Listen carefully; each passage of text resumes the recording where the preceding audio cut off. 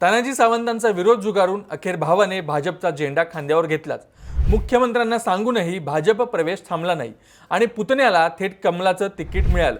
सोलापूरच्या राजकारणात तानाजी सावंतांना घरातूनच कसा जबरदस्त धक्का बसलाय आणि अखेरच्या क्षणी भाजपने कोणती खेळी खेळली जाणून घेऊया थोडक्यात। राज्याच्या राजकारणात सध्या महानगरपालिका निवडणुकीनंतर जिल्हा परिषद आणि पंचायत समितीच्या निवडणुकांचे वारे जोरात वाहू लागलेत। आज या निवडणुकीसाठी उमेदवारी अर्ज दाखल करण्याचा शेवटचा दिवस असल्यानं राज्यभरात मोठ्या प्रमाणावर राजकीय उलथापालथ पाहायला मिळत आहे। अनेक ठिकाणी युती तुटत आहे तर अनेक ठिकाणी कट्टर विरोधक एकत्र येत आहेत। पण या सगळ्या गडबडीत सोलापूर जिल्ह्यातून एक अत्यंत महत्त्वाची आणि धक्कादायक बातमी समोर आली आहे। शिवसेनेचे दिग्गज नेते आणि आमदार तानाजी सावंत यांना त्यांच्याच घरातून मोठा राजकीय धक्का बसलाय। त्यांचे सख्खे बंधू शिवाजीराव सावंत आणि पुतणे पृथ्वीराज सावंत यांनी अखेर भारतीय जनता पक्षात उडी घेतली। विशेष म्हणजे तानाजी सावंत यांचा प्रखर विरोध असतानाही त्यांच्या पुतण्याला भाजपने अधिकृत उमेदवारी दिली आहे। या संपूर्ण प्रकरणाची पार्श्वभूमी पाहिल्यास ती अत्यंत रंजक आहे।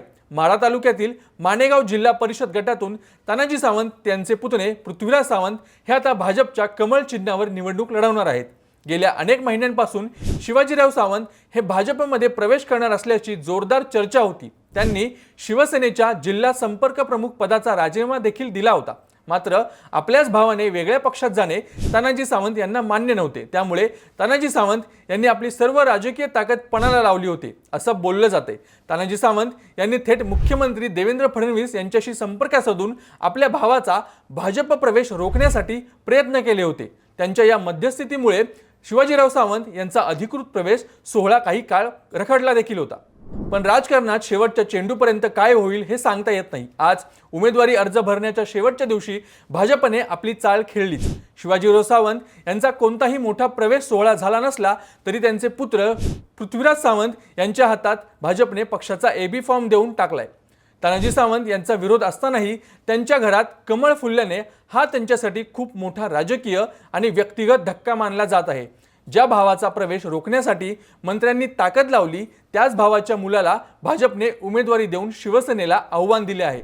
यावर प्रतिक्रिया देताना पृथ्वीराज सावंत यांनी स्पष्ट केले की आम्ही विकासाच्या मुद्द्यावर ही निवडणूक लढवत आहोत आणि भाजप महायुतीसोबत राहूनही आम्ही जनतेसमोर जाणार आहोत।